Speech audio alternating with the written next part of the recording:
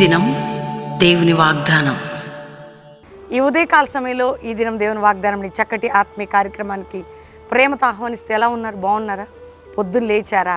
ప్రార్థన చేసుకున్నారా? మీ అందరికీ ఒక అలవాటు చేస్తున్నాం, ప్రేయర్ ప్రేయర్ ప్రేయర్. ఇది విసిగిస్తుంది ఈ మాట మీకు? ఇది విసుగు కాదండి, విసుకక ప్రార్థన చేయమని బైబిలే చెప్తుంది. ఎంతకాలం చేయాలండి? ఇంకా మా కష్టాలు బాధలు అనకండి. ఆత్మీయ బలం, ఆరోగ్య బలం, ఆర్థిక బలం, కుటుంబపరమైన బలం, సేవాపరమైన బలం ఎక్కడుందంటే ప్రార్థనలో, ప్రార్థనతో. కాబట్టి మీ అందరికీ ఉదయకాలం 5 నుంచి 6 ఈవినింగ్ లైవ్ ఇవన్నీ ఎందుకు? ఈ దినం దేవుని వాగ్దానం మీ కొరకు ప్రార్థనా జీవితాన్ని బలపరచడం కోసం. కాబట్టి ఈ ఉదయకాలం అందరూ కూడా ప్రార్థనలో ఉండండి, దేవుని తట్టు చూడండి, మీ మనసుని దేవుని వైపు ఎత్తండి. రెండవదిగా, ఇంకా మారు మనసు పొందని బిడ్డలు, మేము క్రైస్తవులమే కానీ రక్షణ లేదు. యేసు రక్షకుడు నీ కొరకు ప్రాణం పెట్టాడు.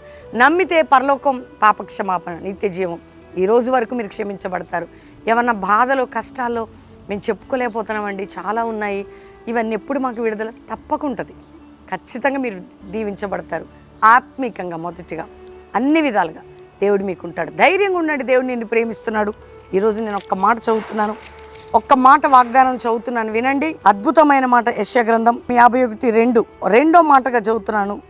అతడు ఒంటరి ఉండగా నేను అతన్ని పిలిచి అతన్ని ఆశీర్వదించి అతన్ని పెక్కుమంది అగునట్లు చేసి తిని.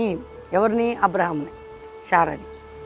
ఒంటరే ఉండగా, నీ ఒంటరితనంలో, నిన్ను అందరు విడిచిపెట్టిన సమయంలో, నీ జీవితం అయిపోయిందని నిన్ను పిలిచే దేవుడు, పిలిచి ఒంటరి ఉండగా పిలిచి అతన్ని ఆశీర్వదించి ఎక్కువ మంది అదినట్లుగా ఆయనను ఆశీర్వదించి.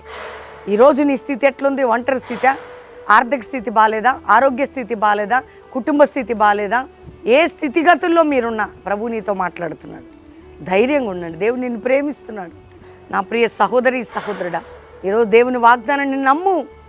ఒంటరి ఉండగా అతన్ని పిలిచి అతన్ని ఆశీర్వదించి ఎక్కువ మంది అగినట్లు దేవుడు నీ ఒంటరి స్థితిలో నిన్ను ఆశీర్వదించి అనేక జనములకు దీవెనగా చేయుదును. నీ ఒంటరి స్థితిలో నిన్ను ఆశీర్వదించి అనేకులకు నిన్ను ఆశీర్వాదకరంగా ఉంచేదను. ధైర్యంగా ఉండు, దేవుని తట్టు చూడు, ప్రార్థన చేయి, ప్రభు తట్టు ఆయన వైపు నీ మనసు పెట్టు.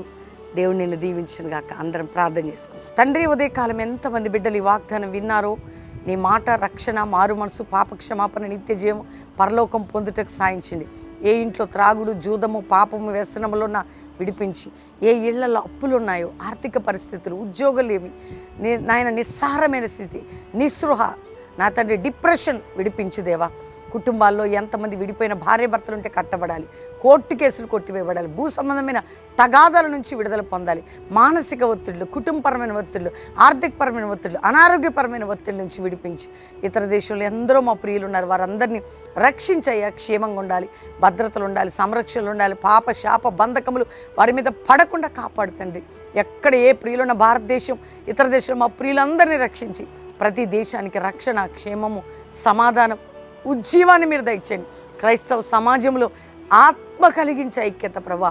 గొడవలు, కొట్లాట్లు, అల్లర్లు, మత కక్షలు, విభేదాలు కొట్టివేయబడి మా దేశ పరిపాలకులను, మా దేశ నాయకులని క్షేమకరంగా పరిపాలన చేయుటకు వారికి జ్ఞానాన్ని, సమాధానాన్ని, నీ కృపని మెండుగా చూపండి. దుష్టత్వం, మనుషుల యొక్క దురాలోచనలు అన్నీ కూడా విఫలం చేసి పేదవారికి, దిక్కులేని వారికి, దరిద్రులకి సహాయం చేయ ప్రభా. ఈరోజు మ్యారేజ్ డే కుటుంబాన్ని బ్లెస్ చేస్తూ వారు గొప్పవారు కావాలి, దీవించండి. బర్త్డే బిడ్డలను దీవిస్తూ వారి మీద శుభాలు పలుకుతున్నాం.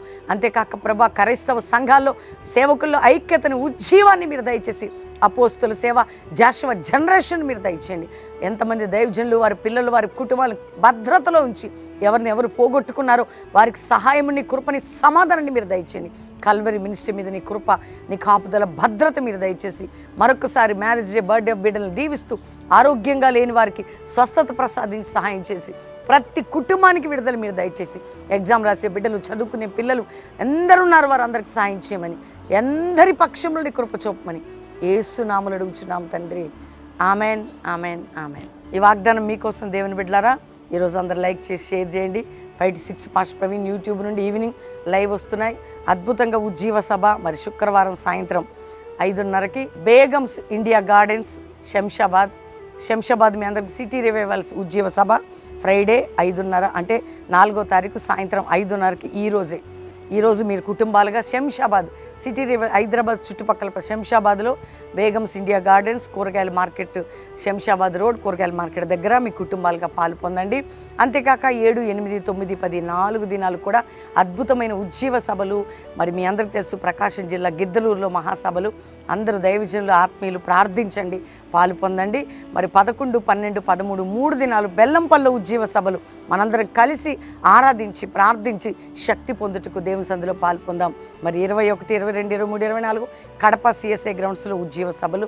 క్రైస్తవ సంఘాలు ఆత్మీయ బిడ్డలుగా ప్రార్థించుటకు, దేవుని ఆరాధించుటకు మనందరం కలుసుకుందాం. దేవుడు మీ అందరినీ దీవించును గాక. ప్రైజ్.